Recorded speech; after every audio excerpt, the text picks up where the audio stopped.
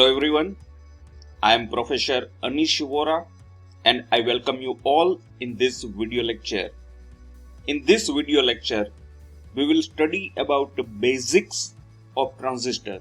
Let us start with very basic, and that is a construction of the transistor.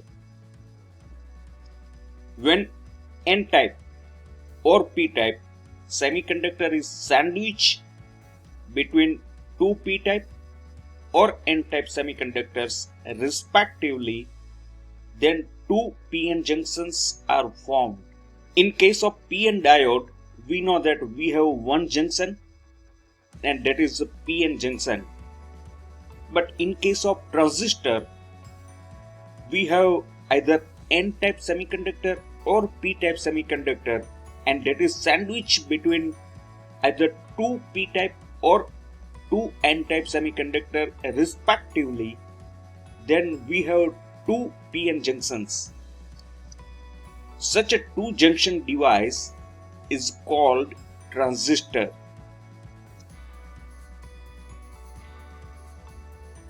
Transistor is a two junction, three layer, three terminal semiconductor device. As we discussed that we have two PN junction is formed and we have three layer, that is either PNP or NPN. And from each layer we take one terminal outside for the connection.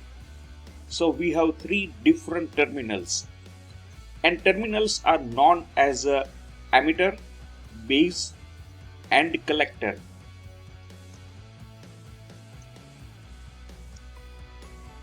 It is known as a bijunction transistor because it has a two junction, two PN junctions are formed, and that is why the name is bijunction transistor. We have different types of transistor. So currently we are discussing that is known as a bijunction transistor, and it is known as a BJT.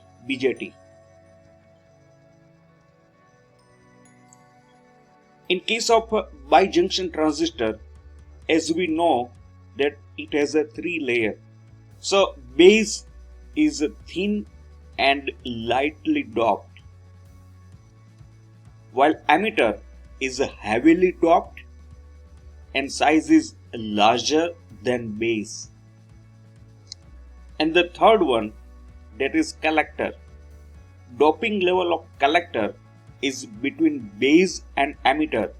So it is more than base but less than emitter. But size is greater than emitter because it has to dissipate the heat. So we have two different types of bijunction transistor. One is PNP transistor and one is NPN transistor. So let us start with a PNP transistor. N-type semiconductor is kept between two P-type semiconductors. So the layers are P, N and P. So we have two P-type layer and one N-type layer is kept between two P-type of layers. So it is known as a PNP type of transistor. And as we discussed, it has three terminals. One is emitter, one is base and one is collector. In case of PNP type of transistor, the flow of conventional current, that is from P to N. So here also the direction of the conventional current, that is from P to N, and that is why it is from emitter to base. So when we draw the symbol for the PNP type of transistor, on the emitter we put arrow sign and the direction of the arrow, that is inward, because the flow of current is from emitter to base inside. Now let us see the symbol. This is a symbol for the PNP type of transistor. We have base, emitter and collector. We have three terminal. But to distinguish PNP and NPN transistor, in the symbol we put an arrow on the emitter. So here we can see the arrow. Because the direction of flow of conventional current is from emitter to base in case of PNP type of transistor, emitter to base, so the direction of the arrow is inside, and this one is a distinguished mark between symbol of PNP and NPN type of transistor. Now same way we have another transistor, that is a NPN type of transistor.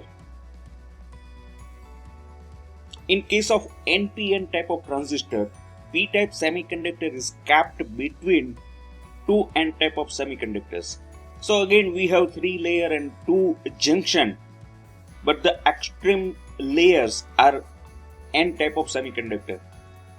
So between two N-type of semiconductor we capped one P-type of layer, and then it becomes NPN type of transistor. Again it has also in similar way 3 terminals, emitter, base and collector. But the flow of conventional current in case of NPN type of transistor, that is from P semiconductor to N semiconductor. So it is from base to emitter. So the current direction, that is outward, because the direction of the conventional current, that is from base to emitter. So the direction is outward. Now let us see the symbol. Symbol is exactly similar in NPN or PNP type of transistor, only the difference, that is the arrow on the emitter. Here the direction of the conventional current, that is from base to emitter, from base to emitter. So the arrow shine, that is towards outward. So after construction and after symbol, now let us see the biasing of the transistor. We use the transistor in various applications like oscillator or amplifier or in various integrated circuits. So biasing is required. And what exactly we mean by biasing? Now let us see. To bring the transistor into action, DC supply has to be given to it. We use a transistor in various circuits, but to bring the transistor into action, we have to give DC supply. And this is called biasing. We have two junctions. One junction is known as emitter base junction, or rather we call it emitter junction, and it is kept forward biased. Another junction, that is collector base junction, we call it collector junction, and that is kept reverse bias. This is a rule of biasing, and accordingly will give the supply to the emitter as well as to the collector. Now let us see the biasing of NPN type of transistor. In case of NPN type of transistor, emitter base forward biased, as we have discussed earlier. Collector base, that is kept reverse biased. We have 3 terminal, emitter, base and collector, and now we have to give DC supply. First let us see the emitter. Emitter is N type of semiconductor, and we have to do the forward biasing for the emitter. So for the N type of semiconductor, if we give negative supply, then it becomes forward biased. So negative supply is given to the emitter, N type of semiconductor material is at emitter side, so it is forward biased. Same way, to make a collector reverse bias, again at the collector, N type of semiconductor material is there. So if we give positive supply to the N type of semiconductor material, then it becomes a reversed bias.